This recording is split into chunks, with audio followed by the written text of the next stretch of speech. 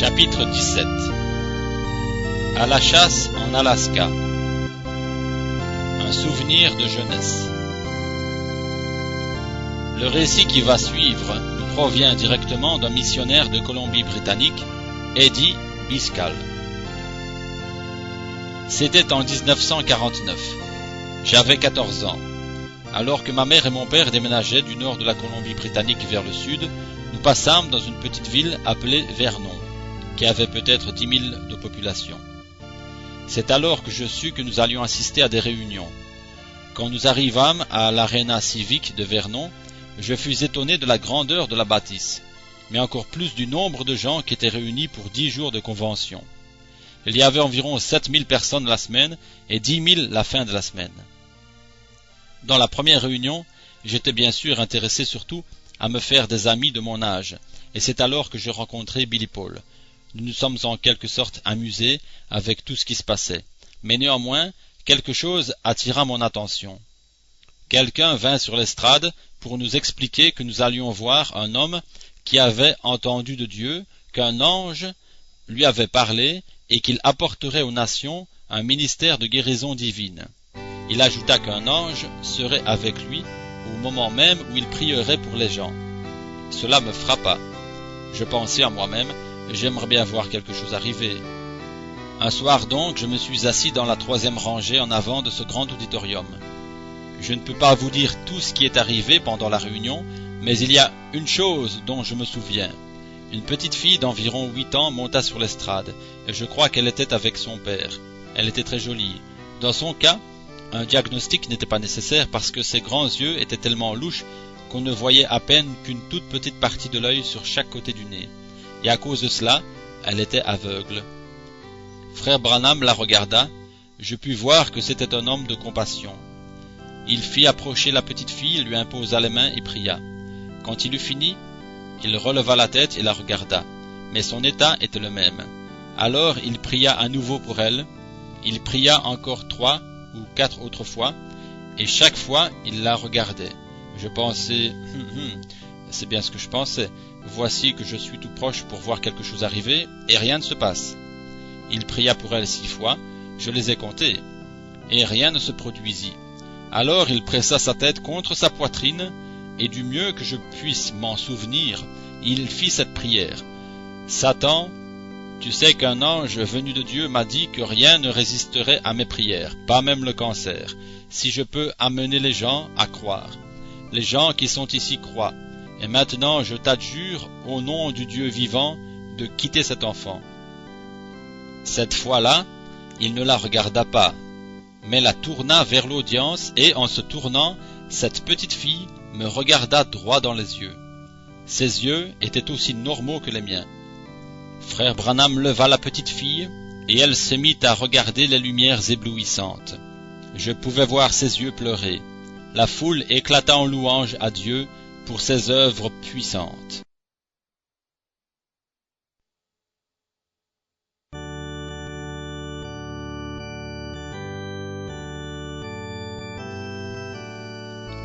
Une invitation. Plusieurs années après, je devins ministre, travaillant comme missionnaire parmi les Indiens. Un jour, alors que j'avais un ministre des États-Unis de passage chez moi, mon ami Harvey Southwick, surnommé Bud, vint me rendre visite. Il était garde-chasse et racontait que le gouvernement voulait lui confier un nouveau territoire de chasse qui avait été enlevé à une famille indienne. C'est donc dans cette circonstance que ce ministre en visite, qui connaissait frère Branham, nous suggéra de l'inviter pour une partie de chasse. Du mieux que je pus, j'écrivis donc une lettre au frère Branham, et je dus attendre plusieurs mois pour avoir la réponse. Un jour, alors que j'avais presque oublié, je reçus une lettre dans laquelle frère Branham acceptait volontiers l'invitation, à la condition que j'organise 2 séries de réunions, à Grande Prairie, Alberta, et à Dawson Creek, Colombie-Britannique. C'est ce que je fis, par la grâce de Dieu.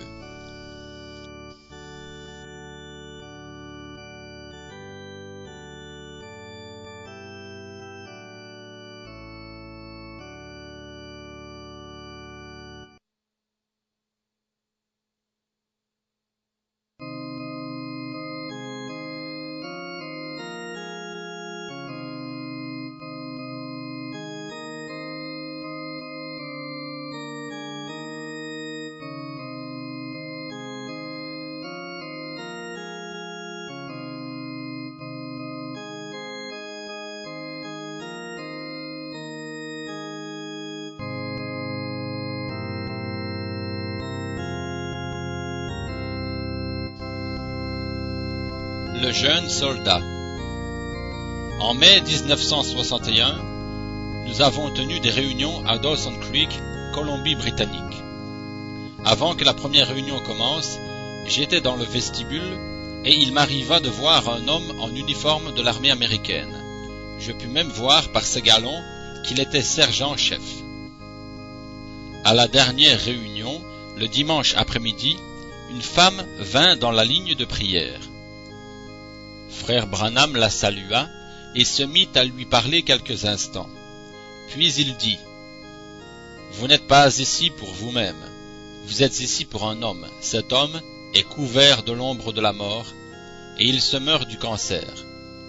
Cet homme n'est pas de cette ville, il vit dans une ville qui est au nord, et cette ville est Fort St. John. C'est exact. Allez et qu'il vous soit fait selon votre foi. » Ou quelque chose comme cela.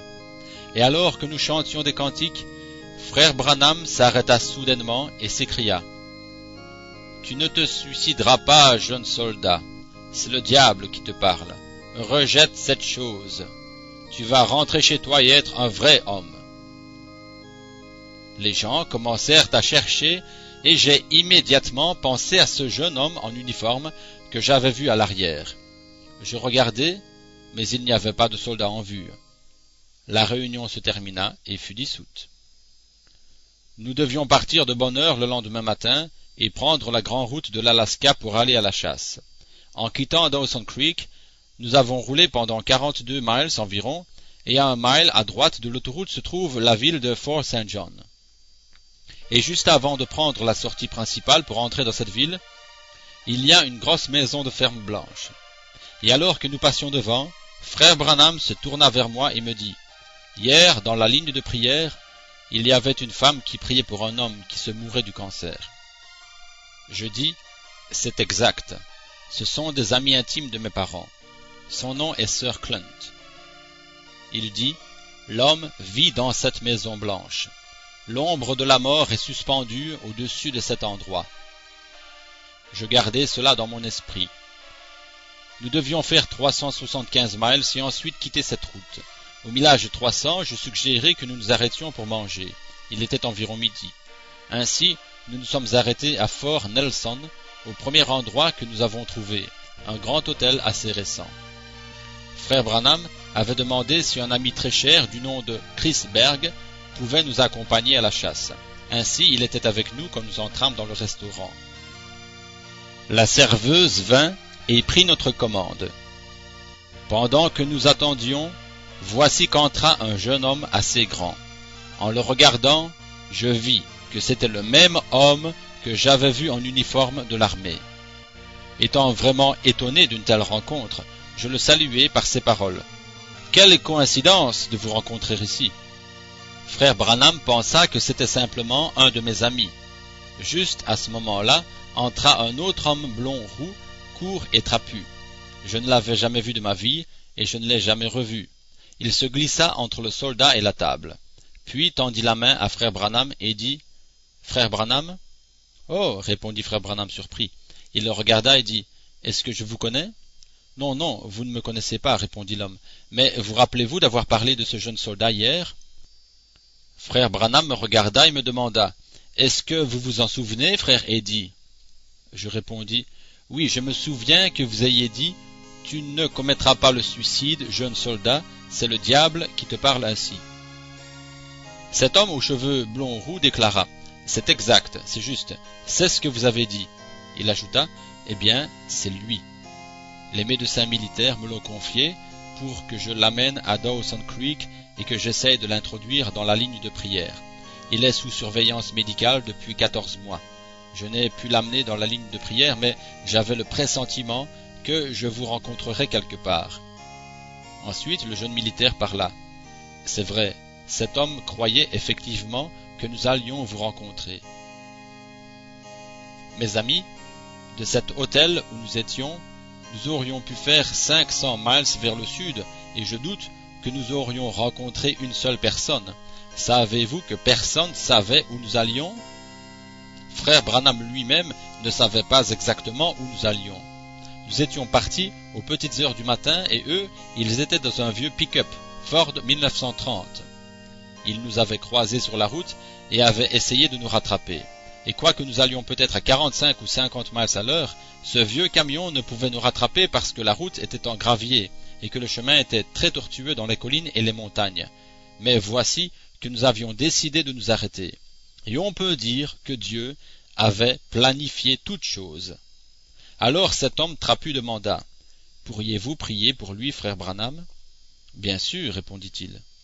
Mais juste à ce moment, la serveuse arriva avec la soupe. Il ajouta doucement « Peut-être pourrions-nous dîner d'abord et prier par la suite. »« Oh, c'est très bien comme ça, répondirent-ils. Nous devons dîner également. » Ils allèrent donc s'asseoir quelques tables plus loin. Je remarquai alors que frère Branham était devenu solennel. Jusque-là, il s'était détendu de ses séries de réunions et du fardeau du peuple. Cela lui avait fait du bien de penser que nous allions à la chasse dans la solitude du Nord. Mais voici que maintenant, il devait rencontrer ce jeune homme auquel il avait parlé sous l'inspiration d'une vision « Tu ne te suicideras pas, jeune soldat ». Ainsi, pendant que nous mangions notre soupe, frère Branham dit « Voyez-vous, frère Eddy, à moins que Dieu n'intervienne, il n'y a probablement pas d'espoir pour ce jeune homme. »« Oui, je comprends, répondis-je. Nous étions face à face, peut-être à 18 pouces l'un de l'autre. Je le regardais droit dans les yeux lorsque tout à coup, il entra dans une vision. « Il y avait une femme aveugle, dit-il, qui est venue hier dans la ligne de prière. » Je répondis « Je ne me souviens pas. » Alors frère Chrisberg dit « Oui, je crois me souvenir d'en avoir vu une. » Et frère Branham continua à voir davantage de la vision, son regard était devenu différent. « Oui, dit-il, elle était conduite dans la ligne de prière par une jeune femme. »« Oh, dis-je, je me souviens de cela. » Il ajouta « Elle était aveugle, maintenant je vois aussi que la jeune femme était malade, mais je n'ai pas prié pour elle parce qu'elle avait donné sa place pour pouvoir diriger cette vieille femme. » Puis frère Branham me regarda et dit « Voyez-vous, frère Eddy, il se pourrait qu'elle soit en train de prier en ce moment même. Maintenant voyons. Oui, elle a des pierres dans la vésicule biliaire et des troubles cardiaques. » Il nomma une autre maladie que je ne me souviens plus, puis il ajouta « Croyez-vous, frère Eddy ?» J'essayais de croire de toutes mes forces. Je répondis « Oui, je crois. » Il poursuivit « Pour vous aider à croire, frère Eddy, je vais lui demander de me révéler son nom. » Il fit une pause, puis reprit. « C'est une jeune dame allemande, et son nom, Sœur Fear. » Plus tard, de retour de cette partie de chasse, je racontai la vision à mon père qui vivait à Dawson Creek, et je lui dis « J'aimerais que vous puissiez retrouver cette femme. » Mon père la trouva. Elle vivait à un autre 250 miles au sud. Pensez-y, au moment où nous étions assis dans cet hôtel, cette femme se trouvait à 550 miles de distance dans un endroit appelé High Prairies, Alberta, priant pour ses besoins, et elle fut guérie. Pour moi, c'était un prophète, rien d'autre. Une fois notre repas terminé et notre facture réglée, et alors que nous sortions, ce jeune militaire aux yeux profonds et au teint blême mit sa main sur l'épaule de frère Branham en lui demandant « Frère Branham, m'accorderiez-vous 2 minutes ?» Il répondit « Certainement, frère, allons à l'extérieur. » On pouvait voir que le jeune homme était troublé et tendu. Il pouvait avoir environ 25 ou 27 ans. Ainsi le frère Chrisberg, l'homme trapu et moi-même, nous nous sommes dirigés vers nos véhicules, tandis que frère Branham et le jeune homme s'éloignèrent vers l'arrière de l'édifice. Pendant que nous marchions, l'homme trapu nous raconta ceci. Personne ne peut comprendre ce qui ne va pas avec lui. Il est depuis 14 mois sous les soins des docteurs militaires parce qu'il a essayé par 3 fois de se suicider. Il a une charmante épouse et chrétienne et 2 beaux enfants. Personne ne peut comprendre ce qui ne va pas. Et pendant qu'il parlait, je gardais un œil sur frère Branham pour voir ce qui se passait au bout du trottoir sur lequel il marchait. Il nous faisait dos, néanmoins, je vis frère Branham enlever son chapeau, et je sus qu'il priait. Puis, les 2 revinrent vers nous. Je vis alors que le visage du jeune soldat était complètement transformé, on pouvait voir que son angoisse était disparue. Puis, levant un bras en l'air, il s'écria « Je suis libéré, je suis libéré, je suis libéré !» Tous sûrs qu'il avait été délivré. Quand ils furent arrivés à nous, ce jeune homme nous avoua: « Cet homme m'a dit quelque chose que seule ma femme et moi connaissons au monde. » Et au moment où il a dit cette chose, je me suis senti libéré. Après s'être salués, chacun de nous avons repris notre route. J'étais dans la familiale de frère Branham et nous venions à peine de partir lorsqu'il me demanda: « Frère Eddy, connaissez-vous ce jeune homme ?» Je répondis: « Non, pas du tout. »« Il n'est pas un de vos amis intimes ?» ?»« Non, répondis-je, c'est un pur étranger pour moi. » Frère Branham dit: « Il est peu probable que vous ne le rencontriez à nouveau. » Je répliquai: « Probablement jamais, parce que nous vivons à 500 miles l'un de l'autre. » Il ajouta: « Frère Eddy, si vous le connaissiez ou s'il était un de vos amis, je ne vous dirai jamais ceci, mais pour vous aider à croire, sachez que lorsque nous sommes arrivés au bout du trottoir, il, l'ange, est venu à nous, et là il lui a dit qu'il avait une charmante épouse chrétienne et 2 beaux enfants. Rappelez-vous que je venais juste d'entendre ces paroles de la bouche d'un autre homme. Mais il a commis l'homosexualité avec d'autres jeunes hommes. Et aussitôt que ce démon fut dévoilé, le jeune homme fut délivré de son péché, délivré de son tourment, et ces démons l'ont abandonné. » Pas étonnant qu'il ait crié « Je suis libéré !» Et alors que j'étais assis dans cette voiture, je pensais: c'est comme si j'étais revenu au temps de la Bible. J'ai lu ces histoires étranges des hommes dont les sentiers se croisent. Cet homme a eu les secrets de son cœur dévoilés et il a été délivré. Nous avons donc continué notre route. Lorsque nous sommes arrivés chez le frère Southwick, j'essayai de lui raconter ces choses. Je lui racontai ce que frère Branham avait dit à la sœur Clunt. J'ajoutai: « Vous savez, frère Bud, quand nous sommes passés à Fort Saint-John, il m'a dit que cet homme pour lequel cette femme avait prié vit dans cette maison blanche, et l'ombre de la mort est suspendue au-dessus. » Frère Bud répliqua: « C'est exact, je le connais depuis plusieurs années. Son nom est Ed Thomas. Je sais qu'il est malade, il se meurt du cancer. » Mes amis, quelle confirmation puissante!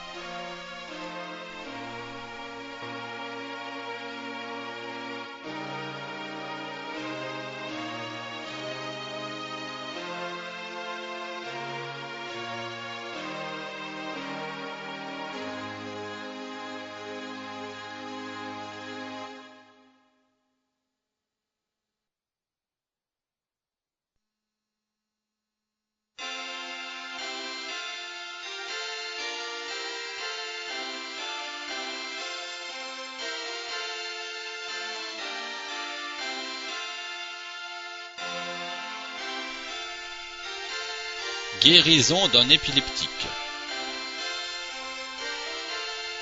Il nous faut introduire ici le témoignage d'une guérison qui s'opéra lors de cette première excursion de chasse. Ce récit nous est donné par le frère Lee Weil dans son livre « Le prophète du XXe siècle ». En voici les circonstances. Fort St. John se trouve dans l'extrême nord. En fait, il se situe tout en haut du Yukon, où, de tout l'été, le soleil ne se couche pas, mais ne fait juste que s'assombrir un peu. Ainsi, les chasseurs avaient beaucoup de temps devant eux pour parler des choses de l'esprit. Le frère Eddy Biscal racontait au frère Bud Southwick les réunions de frère Branham avec les visions et les guérisons. Le frère Southwick dit ensuite qu'il aimerait beaucoup que frère Branham aille voir son frère qui était épileptique, car il était certain qu'il en résulterait du bien pour lui.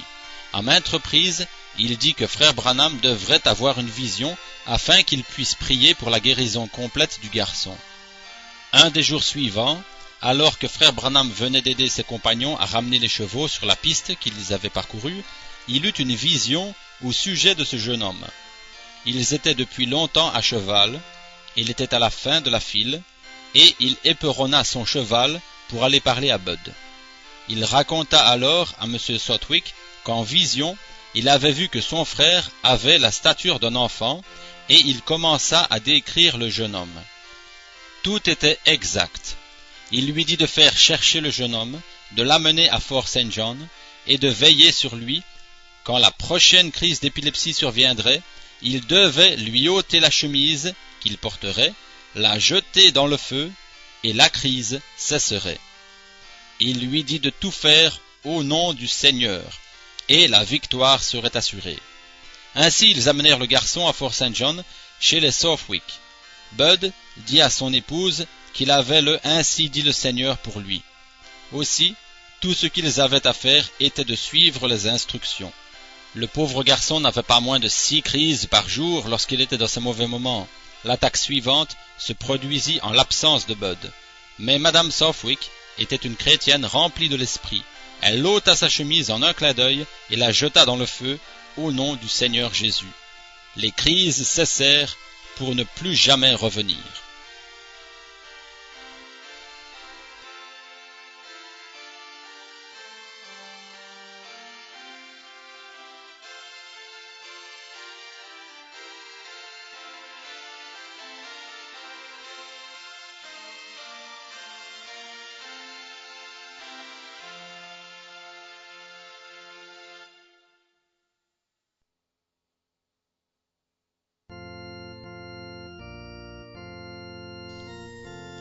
Vision du caribou et de l'ours grizzly.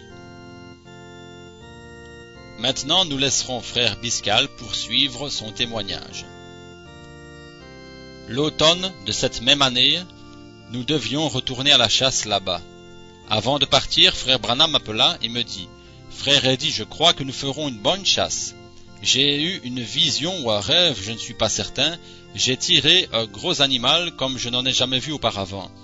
Si c'est une vision, cela va s'accomplir parfaitement, mais si c'est un rêve, j'ai peut-être mangé trop de tartes avant de me coucher.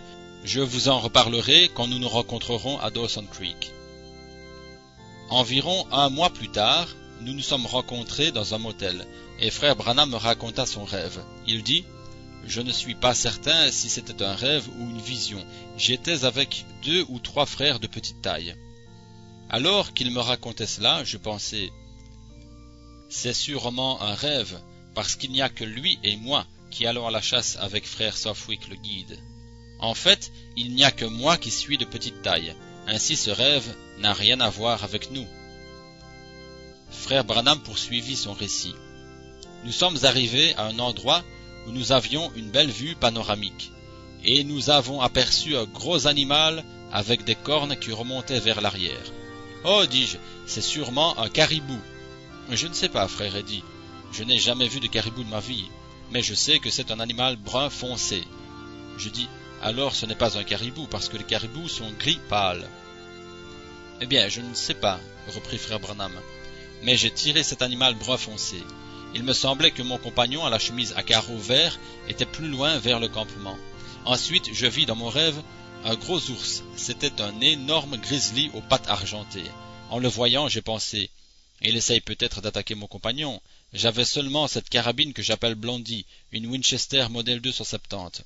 Je constatai que mon arme était insuffisante, mais je me souviens que j'ai tué cet ours d'un seul coup. Ensuite, un des hommes qui nous accompagnait sortit quelque chose de sa poche et se mit à mesurer les cornes de cet animal. À ce moment-là, je vis les mains d'un jeune homme tenant ce ruban à mesurer. Vu qu'il avait très peu de poils sur les mains, j'ai conclu qu'il pouvait avoir environ 18 ans. C'est alors que j'entendis une voix dire « Elles ont 42 pouces » et le rêve s'est terminé. Frère Branham ajouta « Maintenant, frère Eddy, ceci n'a peut-être rien à voir avec cette partie de chasse. Peut-être est-ce pour le printemps prochain quand j'irai avec les hommes d'affaires. » Je demandai à frère Branham à 2 reprises de raconter sa vision. Une fois à mon père qui était venu me rejoindre à Dawson Creek, puis chez le frère Southwick, qui demeurait au millage 441 sur la route de l'Alaska. Alors qu'il racontait la vision dans la roulotte du frère Southwick, je dis à ce dernier « Il y a une chose qui me tracasse, frère Bud. Les caribous ne sont-ils pas tous gris ?» Il répondit « Vous savez, c'est une chose étrange. Tous les caribous qui sont pris au nord de la route sont gris. Par contre, tous ceux qui sont pris sur le côté sud de la route sont des caribous bruns foncés. » Alors que nous faisions des préparatifs pour partir, le fils aîné du frère Bud sortit de la maison. Je dis « Oh, Blaine, tu es à la maison ?» Oui, répondit-il. Je viens d'arriver il y a à peine 2 jours. Son père me dit, Blaine va probablement nous accompagner parce que nous avons besoin d'aide. Alors je pensai, ça y est, nous sommes 2 ou 3 maintenant. Lorsque j'eus un moment, je demandai tout bonnement à Blaine quel âge il avait. Il avait 18 ans. Le jour suivant, nous sommes montés au sommet d'une montagne et nous avons aperçu un troupeau de caribous qui se dispersa dans toutes les directions. Quand nous sommes revenus à l'endroit où nous avions laissé les chevaux, nous avons vu un jeune caribou mâle. Je dis, frère Branham, tuez-le. Non, non, allez-y, frère Eddy, voici justement la viande dont vous avez besoin. Ainsi j'ai tiré ce caribou, et après l'avoir préparé, nous l'avons laissé là parce que nous devions revenir plus tard. La vision s'accomplit. Il nous faut introduire ici le témoignage de frère Branham lui-même, parce que le frère Eddy n'était pas avec frère Branham au moment où ces 2 animaux furent tués. Il était un peu plus loin, attendant frère Branham. Nous étions à une altitude où les arbres ne croissent plus, où on ne trouve plus que des moutons et des caribous. En descendant dans l'après-midi, frère Biscal était tombé dans un ruisseau et s'était mouillé. Le lendemain matin, nous nous sommes levés de bonne heure et nous nous sommes mis à la poursuite des caribous que nous pensions pouvoir trouver. Après avoir dîné, frère Southwick me dit « Si vous n'avez pas peur d'une longue marche, frère Branham, nous pourrions aller derrière cette colline. Peut-être que ces caribous sont là-haut. » C'était une longue marche à faire, mais dans ces régions, il fait clair très tard, quelquefois jusqu'à 10 ou 11 heures. J'aime beaucoup marcher. Nous étions là, nous tenant par les épaules, barbe grisonnante, et je dis « Frère Bud, j'espère qu'un jour, pendant le millénium, je pourrai me promener dans ces montagnes. » Il me répondit « J'espère que j'y serai avec vous, frère Branham. » Nous étions là, nous réjouissant dans le Seigneur, et j'aime tellement les montagnes. Au loin, avec mes jumelles, je vis l'animal dont je vous ai parlé. Frère Biscal était avec nous. Je lui dis « Voilà cet animal. » Il prit les jumelles et dit « C'est un vieux caribou, un mâle énorme. » Je dis « Je n'en ai jamais vu. Je croyais qu'ils avaient les corps plats. Mais celui-là avait des cornes pointues. Il avait l'air vieux comme celui que j'avais vu dans ma vision. C'est sûrement celui-là. Mais la seule chose qui m'intrigue, c'est cette chemise à carreaux. » Je regardai autour de moi, et voici que le frère Eddy avait une chemise à carreaux. Sa femme avait dû la mettre dans ses bagages, et lorsqu'il était tombé à l'eau le jour précédent, il avait été obligé de changer de chemise. À ce moment-là, les chasseurs décidèrent de former 2 équipes. Frère Biscal resta derrière avec le frère Blaine. Plus tard, lorsque je tuai mon caribou, frère Bud me dit « Frère Branham, vous m'avez bien dit que ces cornes mesureraient 42 pouces. » C'est bien cela. Moi, je dirais qu'elles mesurent au moins 92 pouces. Non, elles mesurent bien 42 pouces. Frère Bud ajouta « Mais selon ce que vous m'avez dit, avant que nous soyons revenus vers frère Eddy, l'homme à la chemise à carreaux, que nous devions rencontrer au bas de la montagne, quelques miles plus loin, vous devez encore tuer un ours grizzly. » Je lui dis « Oui, car c'est ainsi dit le Seigneur. » Mais alors, frère Branham, d'où viendra-t-il? Car on peut voir d'ici dans un rayon de 50 miles. Je lui répondis « Mais il est toujours Jéhovah Jireh. Le Seigneur peut pourvoir lui-même. Il peut créer des écureuils. S'il peut créer un caribou, s'il a parlé au sujet d'un ours peut être créé. » Nous étions maintenant sur le chemin du retour, portant le lourd trophée du caribou. Nous échangions nos charges de temps en temps, l'un portant le trophée, l'autre les armes. Il faisait chaud, et en arrivant près d'un glacier, nous nous sommes arrêtés pour nous rafraîchir. Frère Bud me dit « Vous savez, frère Branham, nous ne sommes pas à plus d'1 mile de l'endroit où se trouvent Eddy et Blaine, et ce serait le moment que cet ours se montre. » Je dis « Bud, je pense que tu doutes. » Il me dit « Frère Branham, mon frère a eu des crises d'épilepsie pendant tant d'années, et vous m'avez dit la première fois que nous sommes venus ici comment il était. Je ne peux pas douter. » Je lui dis « Bud, je ne sais pas d'où viendra cet ours. Je ne l'ai jamais vu manquer à sa parole. Dieu me donnera ce grizzly avant que nous soyons retournés vers nos compagnons. » Nous étions déjà près de la forêt. Un peu plus bas, presque dans la forêt, frère Bud s'assit. À ce moment-là, c'est lui qui portait le trophée et moi le fusil. Il me dit « Ce grizzly ferait bien de se montrer, n'est-ce pas? Il sera là, ne t'en fais pas. Mais je peux voir chaque colline. Moi, je vois la promesse. » Tout à coup, je dis « Bud, qu'est-ce qu'il y a là-bas » Il regarda et dit « C'est un gros ours grizzly argenté, c'est lui. » Je me souviens que dans la vision que j'ai eue, j'avais peur à cause du fusil. Ce n'était qu'un petit 270. Frère Bud ajouta « Vous feriez mieux de le tirer par derrière si vous n'avez jamais tué de grizzly, car ils ne savent pas ce que c'est que la mort. » C'est ce que j'appris un peu plus tard. Ils ne s'enfuient pas lorsqu'on les a touchés. Il faut les tuer du premier coup. Je lui dis « Selon la vision, je l'ai tiré dans le cœur. » Il répliqua « Si c'est la vision qui vous l'a montré, alors je resterai près de vous. » Je dis donc « Allons-y. » Nous nous approchâmes un peu et lorsque je me redressai, l'ours m'aperçut. C'est ce qu'il voulait, afin de pouvoir me charger. Lorsque je tirai, cela ne sembla pas lui faire le moindre mal, et le voici qui courait vers nous. Avant que j'aie eu le temps de mettre une autre balle dans mon fusil, l'ours tomba mort à environ 50 mètres de nous. Bud était un peu pâle. Il me dit « Frère Branham, je n'aurais pas aimé le voir me monter sur les genoux. » J'ai tué cet ours en le tirant d'une distance d'environ 450 mètres, comme cela avait été prédit dans la vision. Et Bud ajouta « Je suis bien content que la vision ait montré que vous deviez le tuer.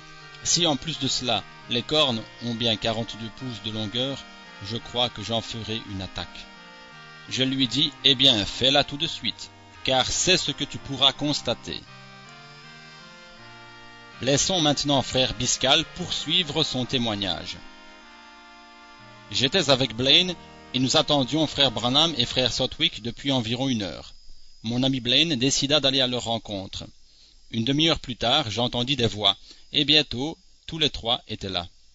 Frère Sotwick portait sur ses épaules cette énorme tête avec les cornes, et en arrivant, il la jeta par terre. J'allai à leur rencontre, et je serrai la main de frère Branham et dis « Félicitations, je n'en ai jamais vu de pareil auparavant. Il est très gros. » « Oui, répondit-il, j'ai aussi tué mon ours. »« Oh, dis-je, vous me faites marcher, je ne crois pas à cela. » Il dit « Oui, je l'ai eu. »« Non. » Alors Bud Southwick dit d'un ton sérieux « Oui, il l'a eu. » Alors je sentis cette présence étrange. Cette tête était là, par terre, et frère Southwick sortit de sa poche un ruban à mesurer, en métal, et se mit à mesurer les cornes. À chaque fois qu'il faisait le tour, le ruban se déplaçait. Et alors il recommençait.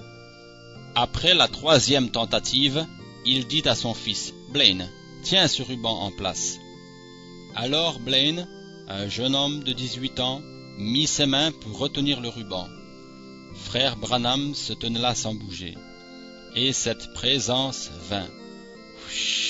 Et Bud dit « Elles ont 42 pouces. » Au son de cette voix, frère Branham me toucha le bras et dit « Ça y est. » C'était terminé.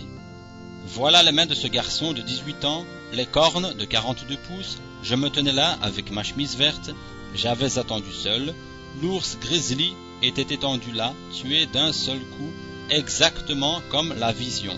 Elle s'était accomplie à la lettre.